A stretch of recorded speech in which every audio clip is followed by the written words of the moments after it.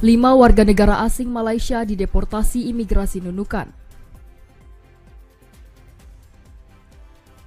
Distribusi BBM ke Kaltara masih normal.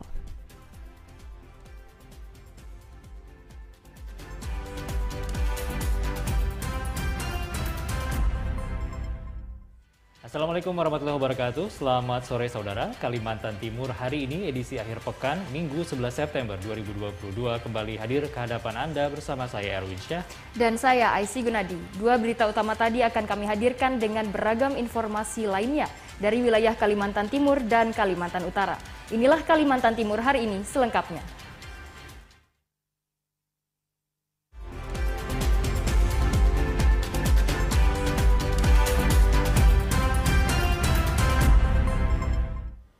Informasi pertama dari Kalimantan Utara, saudara, sebanyak 5 warga negara asing asal Malaysia yang sempat terjaring oleh petugas Ditpolairut Polda Kaltara telah dideportasi oleh pihak imigrasi Nunukan. Pemulangan kelima WNA tersebut didasari dengan pemberian sanksi administratif atas pelanggan tindak keimigrasian. Setelah menjalani proses pemeriksaan selama 5 hari di kantor imigrasi kelas 2 TPI Nunukan, kelima WNA asal Malaysia berinisial MY, SH, AB, AD, dan NS dikenakan sanksi administratif. 5 WNA ini dipulangkan melalui pelabuhan Tunontakan Nunukan menggunakan speedboat Patarim 3 milik imigrasi Nunukan bersama speed hunter fishing boat milik 5 WNA tersebut yang digunakan saat masuk di perairan Sebatik, Indonesia. Kepala Seksi Intel Dakim Imigrasi Nunukan, Reza Pahlevi, mengatakan pihaknya melakukan pendalaman pemeriksaan terkait motif pada 5 WNA. Karena tidak ada motif yang mendasar, pihak imigrasi Nunukan memberikan sanksi administratif, yakni pencekalan masuk ke Indonesia selama 1 tahun. Baik, untuk hari ini kita melakukan kegiatan pendeportasian terhadap 5 warga negara Malaysia yang kita ketahui sebelumnya ditemukan atau diamankan oleh Polair di perairan Indonesia dan kemudian dilakukan proses pendalaman pemeriksaan oleh imigrasi. Kemudian hasil dari pemeriksaan imigrasi ditentukan bahwa yang bersangkutan melanggar pasal 75 Undang-Undang Nomor 6 Tahun 2011 tentang keimigrasian. Tindakan yang kita berikan terhadap 5 warga negara Malaysia ini kita berikan tindakan administratif berupa pendeportasian kembali ke negara Malaysia dan diberikan tangkal tidak bisa masuk wilayah Indonesia selama 1 tahun. Sementara salah seorang dari rombongan kelima WNA tersebut, Suhaidi, mengatakan selama berada di ruangan detensi imigrasi Nunukan, pihaknya mendapatkan perlakuan yang layak dari petugas imigrasi Nunukan. Alhamdulillah semuanya aman-aman saja. Tidak gunakan kekerasan, yang soal-soal itu soal-soal biasa saja. Dan juga tidak gunakan kekerasan. Kalau soal tempat tinggal sama makannya memang cukup orang cakap cukup mewah ya. Makanannya kadang-kadang sampai tidak habis ya dimakan gitu. Banyak kawan-kawan, saudara-saudara di sini juga yang datang membantu antarkan makanan, pakaian ya, tempat tinggal pun selesai juga gitu. Layanan semestinya, layanan imigrasinya memang terbaik lah. Pada pemulangan kelima WNA, pihak imigrasi Nunukan melakukan serah terima dengan aparat keamanan Malaysia Kota Tawau serta pihak konsulat RI di Tawau, Malaysia. Ahmad Albar dari Nunukan melaporkan. Pihak Pertamina mengklaim distribusi bahan bakar minyak atau BBM ke Kalimantan Utara hingga saat ini masih normal. Tercatat kuota BBM ke Kalimantan Utara dalam 1 tahun mencapai 31.000 kiloliter lebih. Distribusi bahan bakar minyak atau BBM ke Kalimantan Utara syarat akan penyelewengan. Hal itu dilihat dari antrian panjang kendaraan baik roda 2 maupun roda 4 di stasiun pengisian bahan bakar umum atau SPBU. Menanggapi hal itu, Sales Branch Manager Rayon 6 PT Pertamina Patraniaga, Faisal Fat, menjelaskan kuota BBM untuk Kaltara diatur oleh BPH Migas. Pihaknya mengklaim hingga saat ini penyaluran kuota BBM untuk Kaltara berjalan normal. Total kuota BBM sebanyak 31.532 kiloliter untuk 1 tahun, di mana sudah terrealisasi sekitar 23.000 kiloliter untuk jenis solar. Dan untuk Pertalite memiliki kuota sebesar 101.418 kiloliter dan realisasinya sebesar 83.646 kiloliter. Terkait sejumlah SPBU yang tidak beroperasi, pihaknya menjelaskan masih melakukan pembinaan kepada penyalur agar dapat membuka kembali operasional SPBU. Menurutnya PT Pertamina tak dapat menutup operasional SPBU begitu saja karena akan berdampak luas pada proses penyaluran BBM. Update terkini untuk yang T3 itu total 31.532 untuk total 1 tahun, dan yang udah realisasi kurang lebih sekitar 23.000. Kalau dihitung berdasarkan antara kuota 1 tahun di rata-rata per bulan kemudian dipaskan dengan realisasi itu sudah untuk BBT atau solar sudah over 10,5 proporsi lembaga penyalur yang ada dengan konsumsi masyarakat itu sudah nggak berimbang. Kalau kita main tutup-tutup atau kita main BHO nanti malah jadi berdampak ke suplai distribusi secara keseluruhan. Maka kita terus lakukan pembinaan dan secara persuasif lah untuk ke SPBU itu untuk terus terbuka dan menjaga keberlangsungan dari distribusi BBM. Terkait pendistribusian BBM bersubsidi yang kerap tidak tepat sasaran, Faisal Fat mengakui hal itu. Namun demikian, dalam waktu dekat Pertamina akan menerapkan pembelian BBM bersubsidi dengan barcode. Artinya, pembelian BBM bersubsidi harus terdaftar dan terverifikasi melalui program subsidi tepat My Pertamina. Muhammad Aras dari Bulungan melaporkan.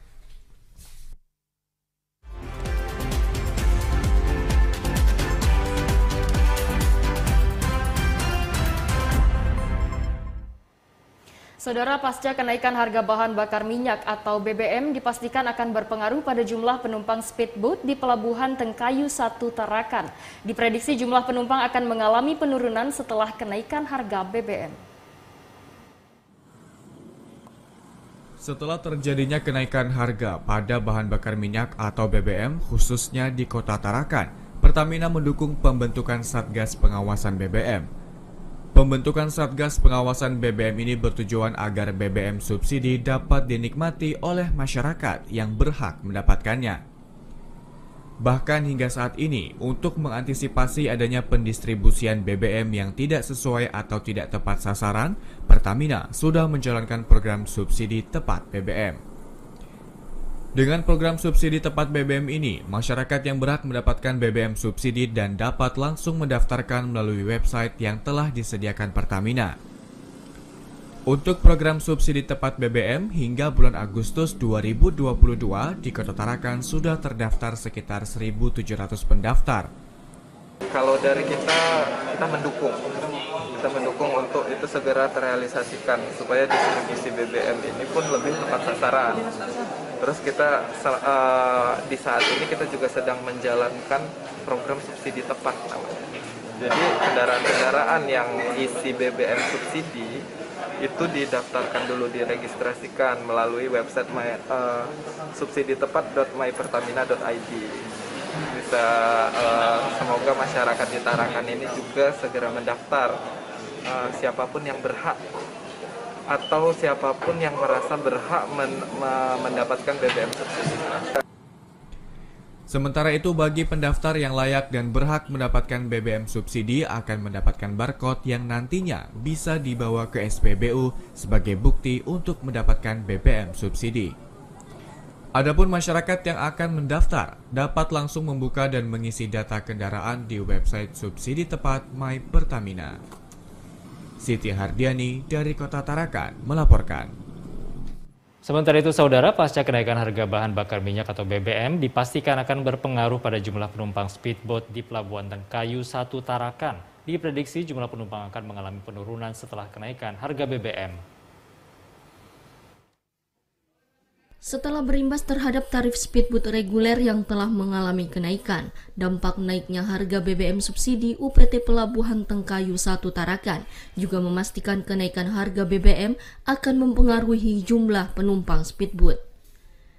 Diprediksi dalam beberapa pekan ke depan, jumlah penumpang speedboat di Pelabuhan Tengkayu 1 Tarakan akan mengalami penurunan atau berkurang dibandingkan sebelumnya.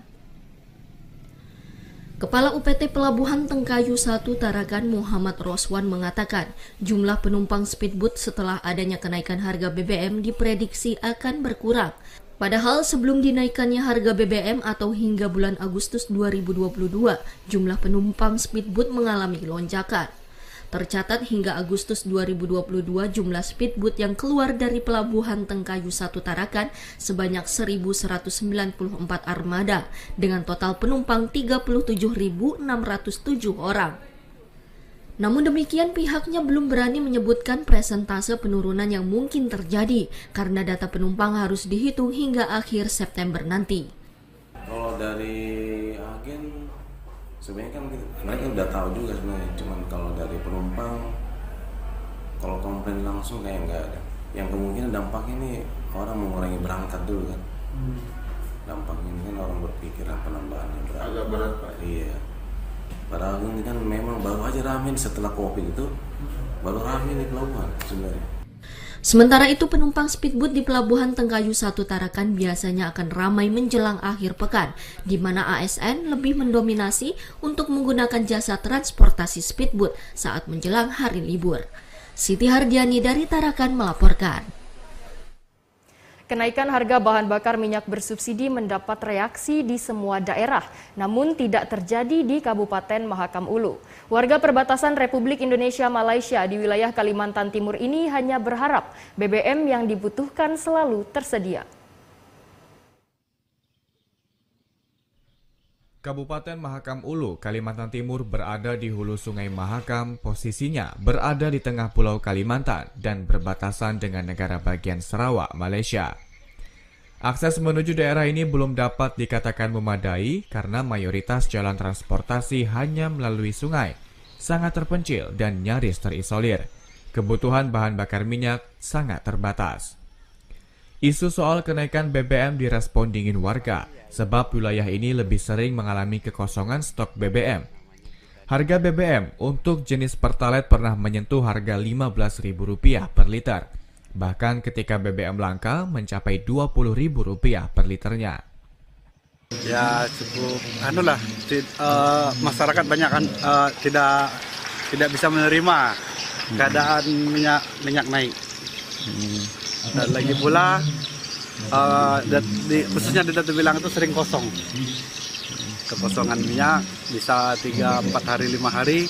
Akhirnya harga BBM itu yang dulunya 9.000 akhirnya jadi 12 sama 15.000. Jadi sebenarnya yang dibutuhkan warga di sini BBM-nya yang penting ada gitu Pak ya? Ya, kalau bisa dia ada terus dan tidak putus-putus.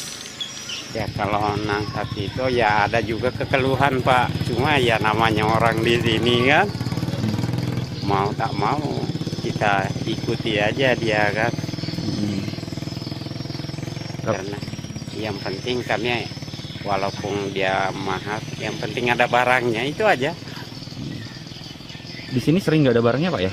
Kadang-kadang minyak ya itu sering nggak ada Pak. Pemerintah Kabupaten Mahakam Ulu terus berupaya untuk membantu ketersediaan BBM agar tetap ada di kabupaten ini. Meski kenaikan BBM berdampak terhadap kehidupan masyarakat yang mayoritas berprofesi sebagai petani. Ya, kami tetap mengupayakan supaya BBM itu tetap tersedia ya melalui rekanan-rekanan supplier yang ada itu kita tekan terus supaya ketersediaan BBM di sini tetap on progress gitu kan, jadi tidak ada masalah. Kalau untuk dari transportasi itu ikut naik ya Pak ya dengan kenaikannya harga BBM? Ya, kalau hukum ekonomi begitulah. Kalau pos satu sektor pemicunya ya semuanya ikut. Karena apalagi BBM ini kan komponen untuk mesin dan sebagainya, transportasi ada kaitannya semua untuk terkait dengan produksi itu, hasil produksi ya harga pasti naik. Warga berharap harga BBM turun dan ketersediaan BBM tetap tersedia sehingga harganya tidak semakin tinggi di Kabupaten Mahakam Ulu dan meringankan beban masyarakat karena kenaikan BBM pasti berdampak terhadap semua komoditi di Mahakam Ulu. Mardan Zuwaisman dari Mahakam Ulu melaporkan.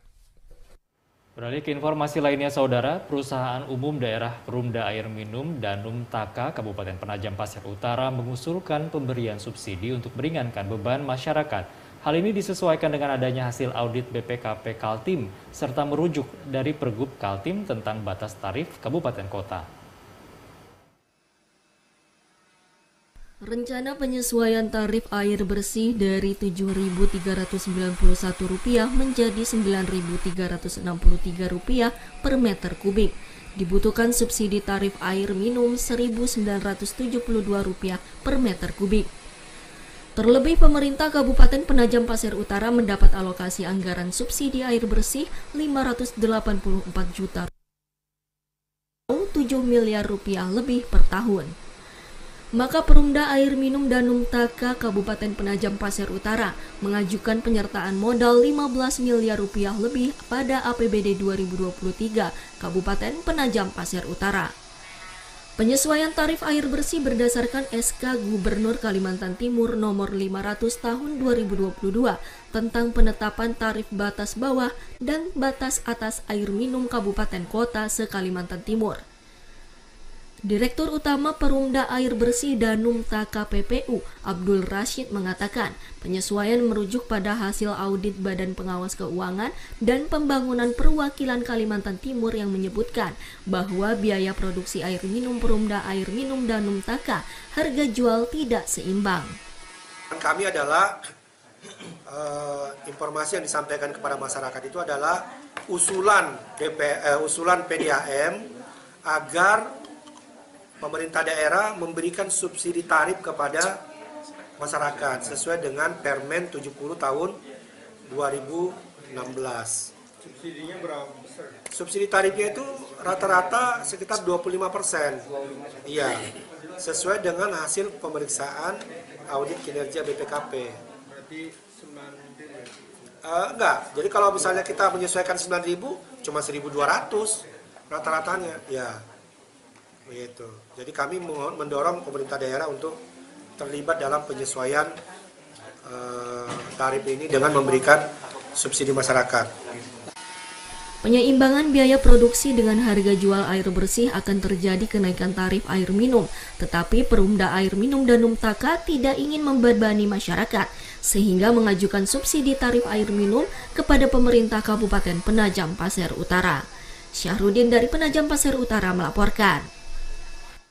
Saudara Gubernur Kalimantan Utara Zainal Arifin Paliwang optimistis capaian yang telah ditetapkan dalam perubahan rencana kerja pemerintah daerah RKPD tahun 2022 dapat tercapai.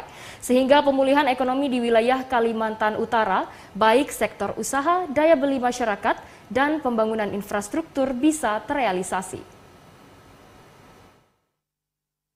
Dari laman Antara Kaltara, Gubernur Kalimantan Utara Zainal Arifin Paliwang optimis perubahan rencana kerja pemerintah daerah atau RKPD tahun 2022 dapat tercapai.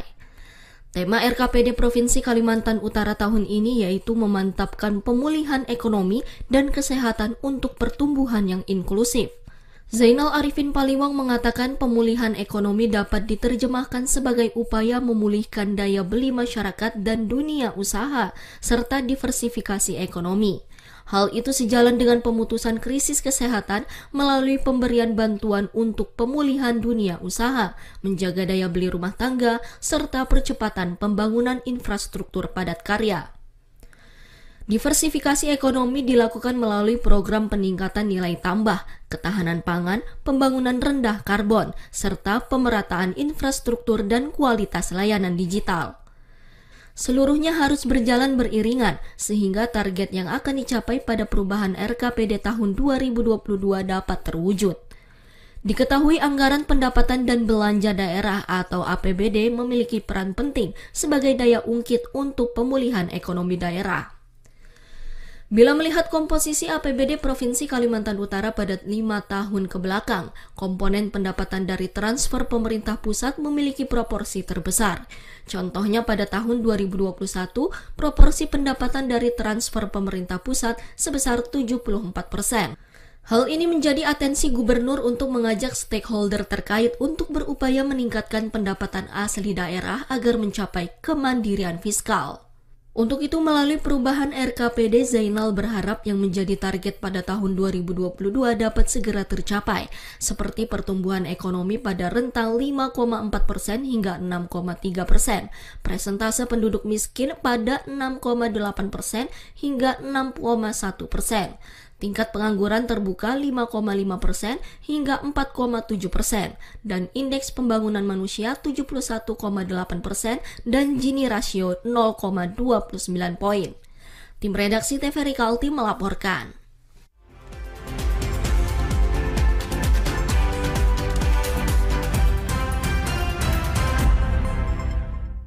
Saudara, beragam informasi aktual lainnya akan kami hadirkan usai pariwara berikut. Untuk itu tetaplah bersama kami. Dari 4 anak Indonesia mengalami gangguan pertumbuhan yang disebut dengan stunting. Stunting menyebabkan anak gagal tumbuh, pendek, kurang cerdas, dan berisiko terkena beberapa penyakit. Stunting terjadi sejak dari dalam kandungan. Ingat, kekurangan gizi dan anemia sejak remaja berpengaruh terhadap stunting, kehamilan tanpa persiapan yang matang, serta pola asuh yang salah. Dan stunting bisa diatasi hanya dalam 1000 hari kehidupan pertama. Oleh karena itu, keluarga dan kehamilan harus direncanakan. Rencanakan keluarga sejak dini karena semua bisa berisiko melahirkan anak stunting. Dengan bergotong royong, kita harus bisa mewujudkan Indonesia emas yang bebas stunting.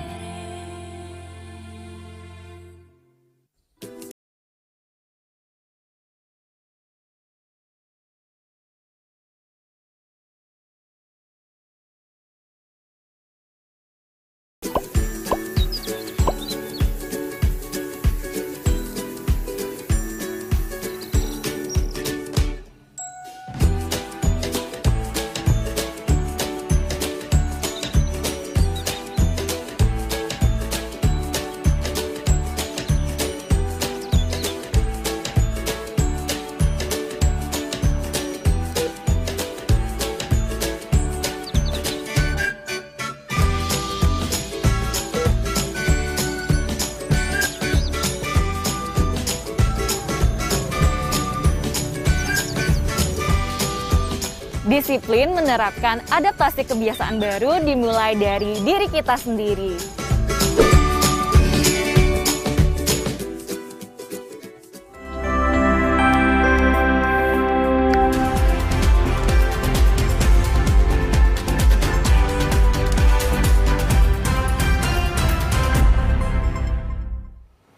Terima kasih Anda masih bersama kami di Kalimantan Timur hari ini. Saudara, dalam rangka mempersiapkan tenaga kerja pembangunan konstruksi di Ibu Kota Nusantara, ratusan tenaga kerja lokal di Kalimantan Timur memperoleh pembekalan. Di samping itu, perekrutan tenaga kerja lokal tidak hanya dilakukan melalui media digital saja, namun juga secara manual. Untuk mendukung kompetensi tenaga kerja konstruksi pembangunan infrastruktur di kawasan Ibu Kota Negara Nusantara, berbagai program pelatihan dan sertifikasi terus dilakukan untuk meningkatkan kompetensi sumber daya manusia di bidang konstruksi. Sebagai pembekalan terhadap pekerja, ratusan tenaga kerja lokal di Kaltim mengikuti pelatihan pembangunan konstruksi IKN di Samarinda. Pejabat Sekretaris Daerah Provinsi Kalimantan Timur Rizal Indra Riyadi berharap perekrutan tidak hanya melalui digital, namun secara manual karena tidak semua masyarakat cakap digital. Berdasarkan data BPS tahun 2021, menyebutkan tenaga kerja konstruksi di Kaltim sebanyak 99.963 orang, didominasi SD dan SMP mencapai 65%. Pekerja yang sudah memiliki sertifikasi baru ada 34 hingga 25 orang, sementara 65.000 pekerja lainnya belum memiliki. Digital saja yang tidak melek tapi dia bisa bekerja dengan baik kan tertutup itu kalau lewat aja web aja. Itu bisa dibuka semua gitu biar tidak ada kesenjangan dalam penerimaan itu maksud kami. Kita itu selain dari pusat vertikal ya, dari daerah juga ada namanya BLK. Itu menyelenggarakan sudah beberapa waktu yang lalu. Itu sudah dilakukan juga terhadap tukang-tukang, terhadap montir-montir untuk sepeda motor, mobil segala macam. Sudah ada selama ini dan dengan IKN itu juga makin meningkat itu kebutuhan untuk tenaga kerja itu kan. Kepala Bidang Koordinasi Sosial dan Pemberdayaan Masyarakat Tim Transisi IKN Diani Sandiawati mengungkapkan hingga tahun 2024 setidaknya dibutuhkan 260.000 pekerja konstruksi.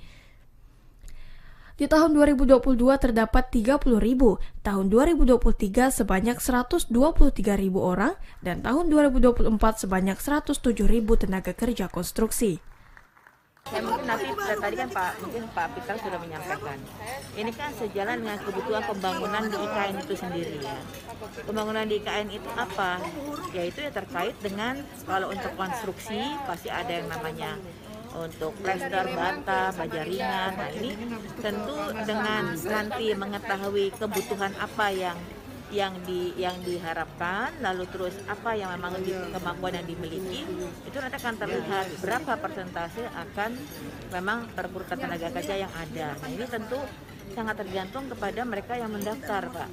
Nah tadi kan masalahnya tadi karena ada informasi yang kurang tersampaikan. Nah ini tentu tadi saya sudah sampaikan, tadi tidak saja online tapi juga dengan melalui kabupaten gitu ya. Nah sebenarnya kami sudah melakukan semacam pendataan, pemetaan di tiap-tiap melalui kabupaten ke kecamatan-kecamatan terkait siapa yang mau mendaftar untuk bekerja di sektor konstruksi.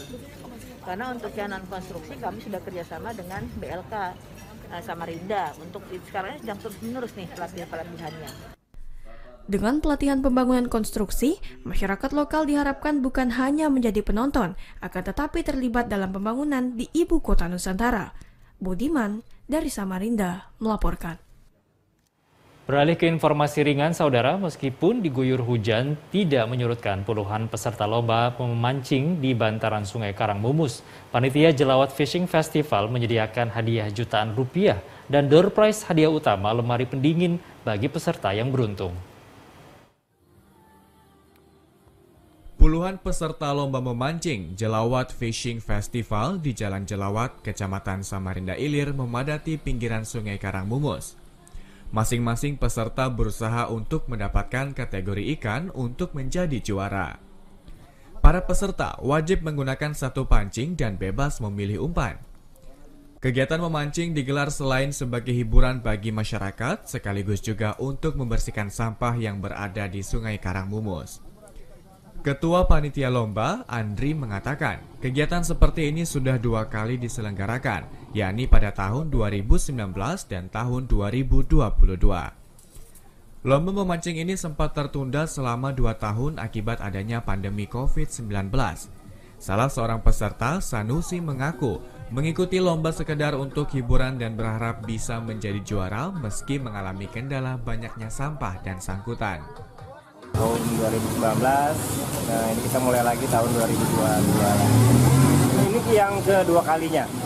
Jenis ikannya ikan otek, ikan baung, ikan pipih, ikan patin. Ada syarat-syaratnya paling pas di lomba aja sih, nggak boleh sampai jorannya 1, mata kailnya bebas, umpan bebas. Yang pertamanya itu 1.500.000, yang kedua 1 juta, 3 7,5, 500, 2,5 berapa?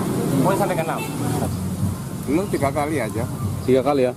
Apa sih yang membuat motivasi untuk ikut ini, Pak? Ya, bikin senang aja lah, Pak. Pertama bikin senang, yang kedua siapa tahu nasib baik, dapat hadiah gitu lah, Pak. Saat ini kesulitan yang dialami itu cuma sampah, Pak. Sampah ya? Sampah. Nggak ada lagi kesulitan itu selain sampah. Sampah dan sangkutan bawah itulah. Usai batas waktu lomba selesai, panitia kemudian menimbang ikan yang berhasil didapat dari para peserta. Bagi peserta yang mendapatkan ikan paling berat berhak menerima hadiah. Selain hadiah bagi para juara, panitia juga menyediakan door prize beberapa hadiah termasuk hadiah utama sebuah lemari es.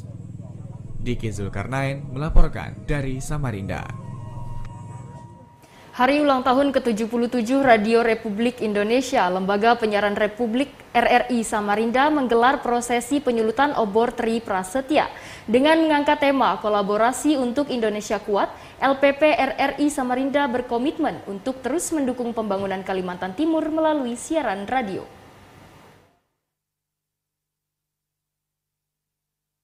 Puncak hari ulang tahun ke-77 Radio Republik Indonesia Nasional, Lembaga Penyiaran Publik LPP RRI Samarinda menggelar prosesi penyulutan obor Tri Prasetya di Aula Gedung Sikarut, kantor RRI Samarinda. Kepala LPP RRI Samarinda Arlin Setianingsih bersama jajaran struktural ikut mengawal api Tri Prasetya dari luar Gedung Sikarut kantor RRI Samarinda menuju panggung utama. Penyulutan obor Tri Prasetya RRI dikomandoi oleh Direktur Utama LPP RRI melalui siaran langsung RRI Pusat yang serentak diikuti seluruh stasiun penyiaran di daerah, tepat pada pukul 11 waktu Indonesia Barat. Prosesi penyulutan obor Tri Prasetya RRI merupakan ungkapan syukur atas pengabdian kepada negara, utamanya dalam memberikan edukasi, informasi, maupun hiburan bagi masyarakat. Arlin Setianingsih menjelaskan RRI merupakan lembaga yang dinamis, di mana RRI tidak mampu berdiri sendiri, sehingga RRI Samarinda perlu membangun kolaborasi kepada sejumlah stakeholder terkait, serta pemerintah Provinsi Kaltim. Momen 77 tahun Radio Republik Indonesia, RRI adalah lembaga yang dinamis. Dunia broadcasting adalah dunia yang penuh kreativitas dan inovasi. Jadi ke depan RRI juga tidak bisa berdiri sendiri. Kita harus kolaborasi, kita harus kerjasama dengan seluruh stakeholder, baik pemerintah daerah maupun lembaga-lembaga swasta, untuk bersama-sama kita menyampaikan informasi yang benar dan terpercaya, dan juga memberikan hiburan yang sehat bagi seluruh keluarga di Kalimantan Timur ini. Pada tanggal 11 September juga bertepatan dengan Hari Peringatan Radio Nasional, di mana RRI juga genap berusia 77 tahun. Dengan tema kolaborasi untuk Indonesia Kuat, perayaan HUT ke-77 RRI, LPP RRI Samarinda akan terus memberikan dukungan terhadap pembangunan di Kaltim, mengingat Ibu Kota Negara Nusantara akan segera dibangun. Febiola Junaidi dari Samarinda melaporkan. Seiring perkembangan zaman, pelaku usaha menengah, kecil, dan mikro diarahkan untuk mampu melakukan digitalisasi marketing, mengingat segmen pasar di era media sosial sangat luas. Melalui momentum peringatan Hari UMKM Nasional menjadi penyemangat untuk menyambut pemulihan ekonomi di masa endemi. Seperti halnya semangat warga kota Samarinda saat melaksanakan kegiatan Jalan Sehat dalam memperingati Hari UMKM Nasional diinisiasi Dinas Perindustrian Perdagangan Koperasi dan UMKM Kaltim. Dengan mengusung tema UMKM Juara dengan digital pulih lebih cepat, bangkit lebih kuat bagi pelaku UMKM pada khususnya dan masyarakat kota Samarinda pada umumnya, kembali diajak untuk beradaptasi dengan segmen pasar yang saat ini telah memasuki di era digitalisasi. Kepala Dinas Perindustrian Perdagangan Koperasi dan UMKM Provinsi Kalimantan Timur, Muhammad Sa'dudin menjelaskan pentingnya mengarahkan para pelaku usaha menuju marketing digital.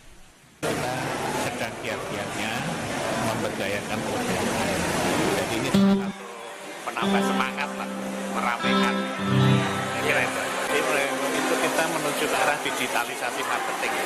Jadi makanya kami banyak usaha pembinaan, pelatihan, mendorong semua transaksi UMKM itu marketing. Karena apa? Itu membuka pasar yang lebih luas.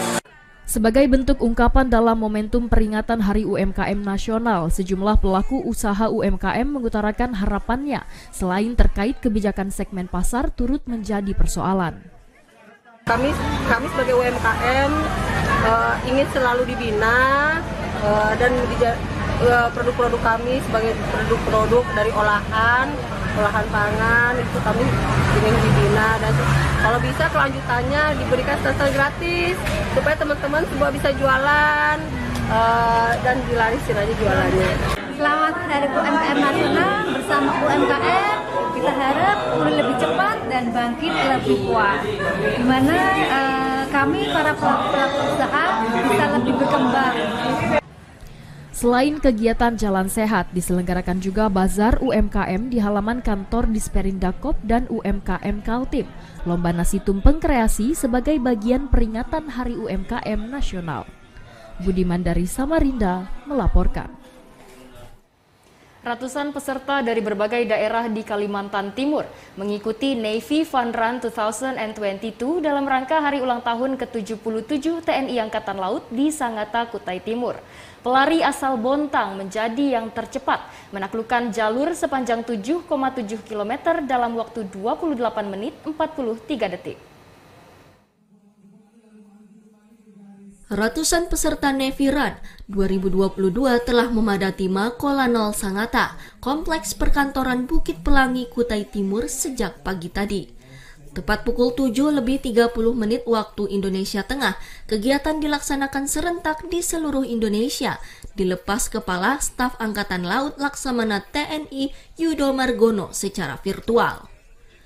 Di tingkat Lanal Sangatta dan Lanal melepas 360 peserta dari Kutai Timur, Bontang, Kutai Kartanegara hingga Samarinda, baik dewasa, pelajar, serta putra maupun putri. Seluruh peserta melintasi jalur naik turun di kawasan Bukit Pelangi, Jalan Pendidikan, dan finish kembali di Makolanol Sangatta dengan jarak 7,7 km. Dan Lanal Sangatta Letkol Laut Pelaut Sodikin mengatakan, selain Navy Fun Run, Lanal juga menggelar berbagai kegiatan HUT ke-77 TNI Angkatan Laut. Maka masyarakat untuk mempersiapkan diri karena pada hari armada akan kembali digelar kegiatan serupa.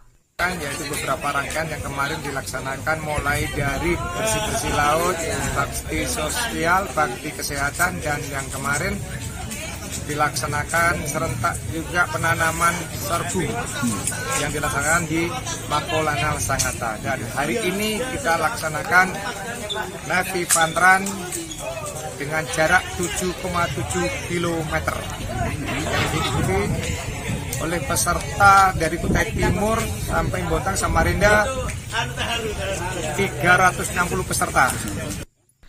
Salah satu peserta tertua Ruslan 59 tahun yang berhasil finish di 153 besar dan berhak mendapatkan medali mengaku kegiatan itu dapat dijadikan motivasi bagi generasi muda agar terus berolahraga. Persiapannya memang dari beberapa minggu, beberapa bulan sudah latihan terus untuk persiapannya untuk kegiatan yang ada diadakan oleh Komandan Lanal.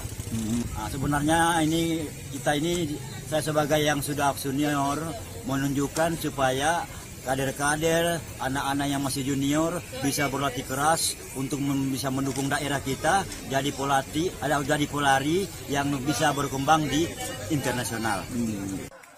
Sementara atlet lari Kota Bontang menjadi yang tercepat dengan waktu tempuh 28 menit 43 detik. Selisih 2 menit 16 detik dari pelari tercepat nasional. Sedangkan peserta tercepat kedua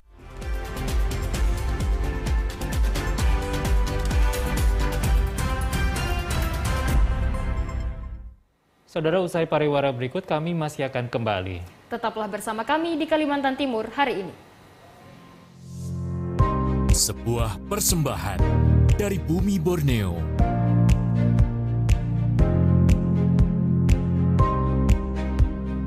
Menampilkan keelokan warisan sejarah.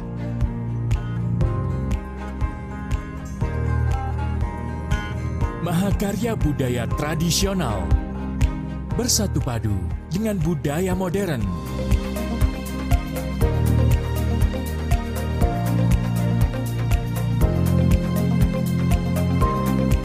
Petualangan tak ternilai dalam asrinya hutan tropis Kalimantan.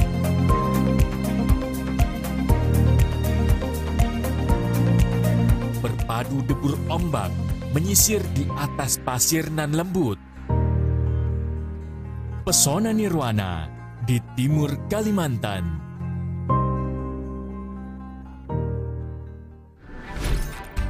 Halo semuanya, aku Modi, maskot TV digital Indonesia. Aku akan membantu semua orang menuju migrasi TV digital. Di mana? Di siarandigital.id dan call center 159. Ayo semuanya, dukung migrasi TV digital. Bersih gambarnya, jernih suaranya, dan canggih teknologinya.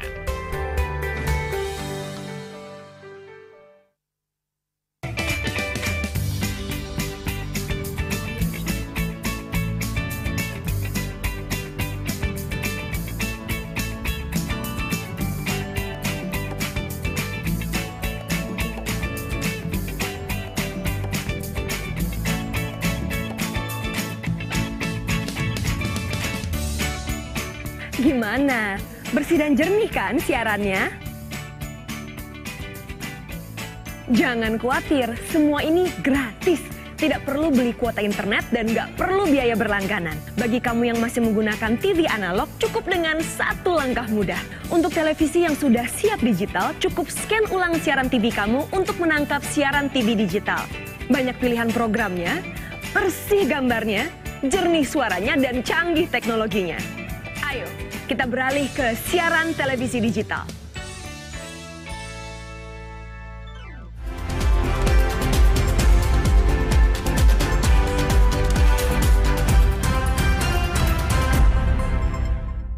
Terima kasih Anda masih bersama kami, Saudara. Informasi dari provinsi lainnya di Pulau Kalimantan akan kami sajikan untuk Anda. Selengkapnya dalam segmen Lintas Borneo.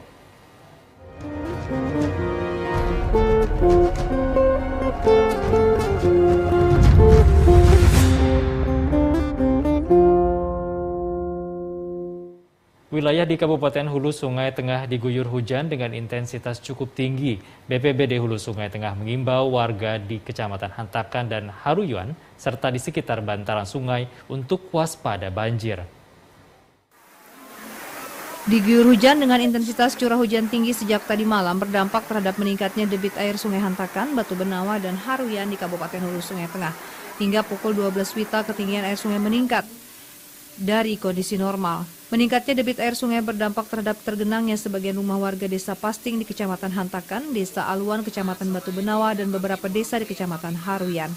Karena masih tingginya curah hujan, Kepala Pelaksana BPBD Hulu Sungai Tengah Budi Haryanto mengimbau warga di Kecamatan Hantakan dan Haruyan, serta yang bertempat tinggal di sekitar bantaran sungai, agar waspada, namun tetap dalam keadaan tenang.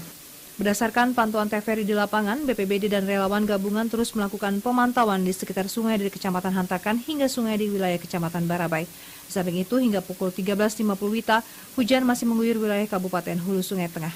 Ahmad Rizky, kontributor TVRI Kalimantan Selatan.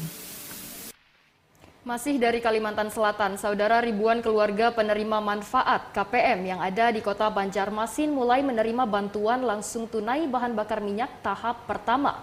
Bantuan ini diberikan untuk menjaga daya beli masyarakat sebagai antisipasi dampak dari kenaikan harga BBM bersubsidi. Bantuan langsung tunai bahan bakar minyak atau BLT BBM tahap pertama mulai disalurkan kepada ribuan keluarga penerima manfaat yang ada di kota Banjarmasin. Besaran yang diterima setiap keluarga dalam tahap pertama ini senilai Rp300.000 untuk 2 bulan. Untuk mendapatkan BLT BBM, setiap penerima harus datang langsung ke kantor PT Pos Indonesia di Jalan Lambung Mangkurat, Kota Banjarmasin, atau kantor kecamatan sesuai domisili tempat tinggal mereka. Sebelum BLT BBM diserahkan, setiap penerima diminta menunjukkan dokumen kependudukan seperti KTP elektronik dan kartu keluarga yang diocokkan dengan data terpadu kesejahteraan sosial atau DTKS. Sementara bagi mereka yang masuk kalangan lanjut usia atau lansia yang memiliki masalah kesehatan akan langsung disambangi oleh petugas secara door to door. Untuk di Kota Banjarmasin kita ada dibagi ke 4 kecamatan, kemudian 1 di kantor pos. Jadi untuk Banjarmasin Tengah kita tidak pembagiannya, tapi diarahkan di kantor pos. Besarannya adalah sebesar Rp150.000 per bulannya, tapi ini dibaginya per 2 bulan, yaitu Rp300.000. Artinya untuk sekali menerima itu per 2 bulan ya Pak? Langsung 2 bulan. Tapi di sini juga ada bagi penerima BPNT yang menerima bantuan Rp200.000 plus bantuan BLT BBM-nya Rp300.000, jadi menerima bantuan Rp500.000. Iya, membantu. Ada aja membantu kan dari pemerintah ya Allah. Ya bagus-bagus ya Bang ini. Bagus saja toh, sudah pas saya kan kita orang biasa nih ya Allah, apa-apa. RT 27. Syukur keluarga dapat nang bantuan nih kan, itu nah.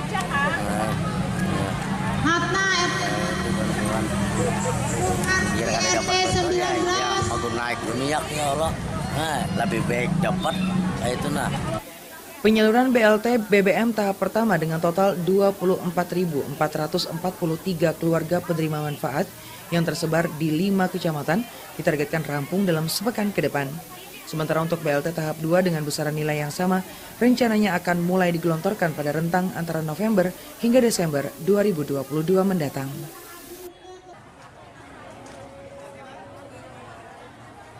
Pengelola SPBU di Kota Palangkaraya, Provinsi Kalimantan Tengah mulai menyosialisasikan aplikasi My Pertamina kepada pengguna kendaraan bermotor.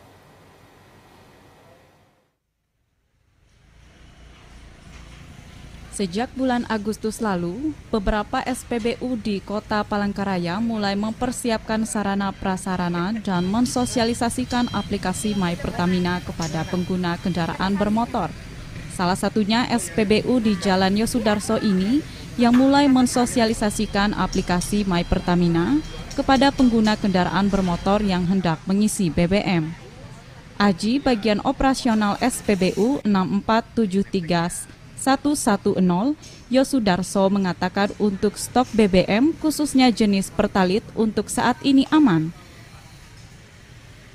Sementara itu, salah seorang pengguna BBM bersubsidi, Doni mengaku siap jika aplikasi My Pertamina wajib diterapkan di setiap SPBU yang ada. Pak, kalau nanti diterapkan My Pertamina itu Bapak udah siap belum? Siap, saya ikuti aja aturan. Jadi lebih mudah ya Pak? Iya. Untuk sistem dan untuk gadgetnya kita sudah disiapkan, dan apalagi yang paling utama adalah sosialisasinya. Ya kan, yang dulu pakai Aji menambahkan kendala yang dihadapi saat ini yakni masih banyak masyarakat yang beranggapan bahwa penerapan aplikasi My Pertamina hanya untuk sementara. Hal ini menyebabkan masih ada masyarakat yang belum menginstal aplikasi tersebut. Dari Kota Palangkaraya, Muhammad Harto dan Martimbo Tambunan, TVRI Kalimantan Tengah melaporkan. Saudara, sampah biasanya menjadi barang yang tidak berguna. Namun kali ini sampah bisa menjadi berharga dengan metode bank sampah. Bank sampah merupakan salah satu upaya dalam penanggulangan sampah, yakni dengan mengolah sampah dengan menerapkan 3R, diantaranya reuse, reduce, dan recycle. Seperti halnya yang dilakukan oleh Bank Sampah Jekan Mandiri yang memanfaatkan sampah dengan metode bank sampahnya. Dalam peranannya, Bank Sampah Jekan Mandiri menerima dan mengambil sampah milik perorangan atau perusahaan yang nantinya sampah tersebut menghasilkan nilai rupiah. Pengurus Bank Sampah Jekan Mandiri Maria mengatakan, masyarakat bisa menyetor sampah dalam bentuk sampah yang sudah dipilah.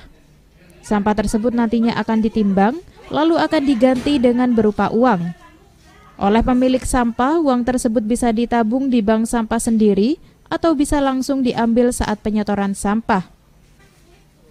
Menurutnya, bank sampah juga menyediakan bagian keuangan yang bisa dimanfaatkan untuk masyarakat dalam menabung dari hasil setoran sampah. Terus nanti kita hargai dengan nominal rupiah. Nah, nasabah ini bisa uangnya tersebut bisa ditabung atau bisa langsung diambil saat itu juga bisa. Jadi itu terserah dari nasabah bank sampah itu sendiri nanti apakah uangnya mau langsung diambil atau mau ditabung di. Adapun salah satu instansi yang memanfaatkan bank sampah tersebut yakni TVRI Kalteng yang memanfaatkan sampahnya disetor di Bank Sampah Jekan Mandiri. Dari Palangkaraya, tim liputan TVRI Kalimantan Tengah melaporkan. Menuju ke Kalimantan Barat, saudara, semua sekolah di Singkawang hidupkan kembali permainan tradisional. Permainan tradisional sebagai upaya menangkis kemajuan teknologi dari masifnya perkembangan permainan online di handphone ataupun juga gadget siswa. Dinas Pendidikan dan Kebudayaan Singkawang menghidupkan kembali permainan tradisional di lingkungan sekolah, mulai dari jenjang taman kanak-kanak, sekolah dasar, hingga sekolah menengah pertama.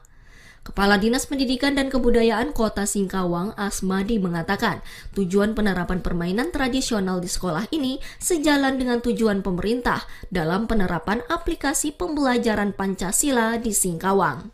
Asmadi menambahkan permainan tradisional yang ada selama ini kurang diketahui oleh siswa-siswa di sekolah, mengingat masifnya kemajuan teknologi seperti permainan gadget yang hampir dimiliki siswa saat berada di rumah. Menghidupkan kembali, melestarikan permainan-permainan tradisional, kearifan-kearifan lokal yang ada di sekolah. Hal ini kita lakukan dalam rangka agar profil pelajar Pancasila anak tahu, bangga, peduli, rasa memiliki akan budaya bangsanya. Ini perlu kita bangun, kan? Karena kita revolusi mentalnya kan ya, daripada dia dijejali dengan mainan-mainan gadget. Selain penerapan permainan tradisional, pemerintah Kota Singkawang juga melibatkan paguyuban-paguyuban dalam memperkenalkan budaya di Indonesia, agar ke depan siswa lebih luas dalam mengetahui kearifan lokal budaya bangsa. Tim Liputan TVRI Kalbar melaporkan. Komisi Perlindungan Anak Daerah Ketapang memastikan anak-anak di panti asuhan di Kecamatan Delta Pawan, Kabupaten Ketapang mendapatkan perlindungan. Hal itu menanggapi nasib anak-anak di salah satu panti terkait ditahannya pemilik panti atas kasus asusila anak di bawah umur. Ketua KPAD Ketapang Harlisa mengatakan KPAD sebelumnya sudah melakukan koordinasi dengan pemerintah dan instansi lainnya guna mempersiapkan keberlangsungan anak-anak baik pendidikannya, tempat tinggal, dan kebutuhan lainnya setelah ini. Harlisa juga menjelaskan bahwa anak-anak asuh lainnya termasuk korban sedang mendapat pendampingan karena dikhawatirkan masih syok akibat kejadian tersebut. Pihaknya juga memastikan anak-anak asuh di panti asuhan tersebut, khususnya perempuan, sudah dipindahkan ke tempat lain demi menjaga mental dan mencegah terjadinya hal-hal yang tidak diinginkan. Harlisa berharap pendampingan ini dapat membangun kembali mental mereka dan dapat beraktivitas seperti biasa walaupun masih dibatasi demi menjaga mereka. Ini kan karena memang ini urgent, anak-anak memang perlu diamankan, kondisi memang di tempat yang aman dan memang keberlangsungan pendidikan serta kehidupan itu memang sementara dijamin oleh pemerintah daerah. Dan OPD terkait karena tadi sudah mengadakan rapat juga termasuk dengan OPD yang tersangkut dengan perlindungan anak, termasuk yang lain-lainnya, lembaga lain. Jadi untuk membantu dalam proses sekarang memang sedang berlangsung juga pemulihan secara psikologis untuk anak-anak tetap didampingi, dan itu langsung dilakukan oleh Dinas Pemberdayaan Perlindungan Anak dan Keluarga Bencana. Di situ sudah ada tim yang untuk. Harlisa menegaskan agar kasus seperti ini tidak terjadi di tempat lain di Kabupaten Ketapang. KPAD mengajak seluruh pihak bahkan media agar bersama-sama dapat mencegah terjadinya kasus kekerasan dan pelecehan terhadap anak. Sebab semua elemen masyarakat mempunyai peran dalam hal mencegah terjadinya kasus serupa dimanapun dan kapanpun berada. Harlisa juga mengapresiasi pihak kepolisian dalam hal ini, Polres Ketapang, yang sangat cepat menangani kasus ini. Tim Liputan TVRI Kalbar melaporkan.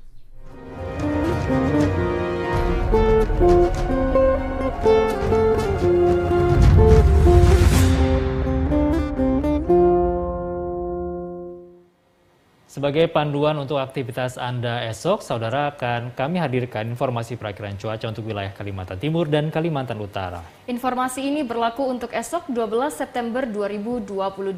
Selengkapnya dalam segmen info publik berikut ini.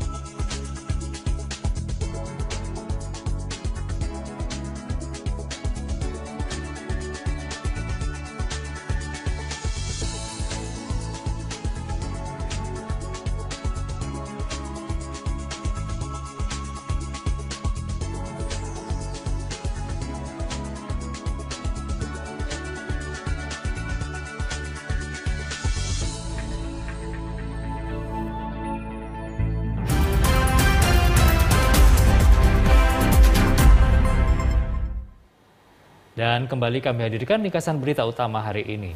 Di antaranya berita mengenai 5 WNA Malaysia dideportasi imigrasi Nunukan.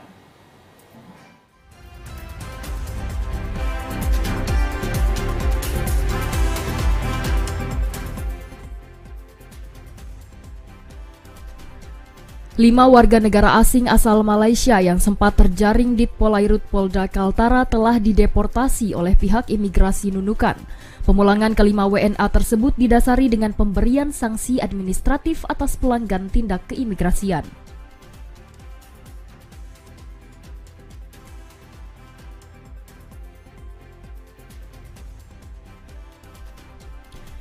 Pihak Pertamina mengklaim distribusi bahan bakar minyak atau BBM ke Kalimantan Utara hingga saat ini masih normal. Tercatat kuota BBM ke Kaltara dalam 1 tahun mencapai 31.000 kiloliter lebih.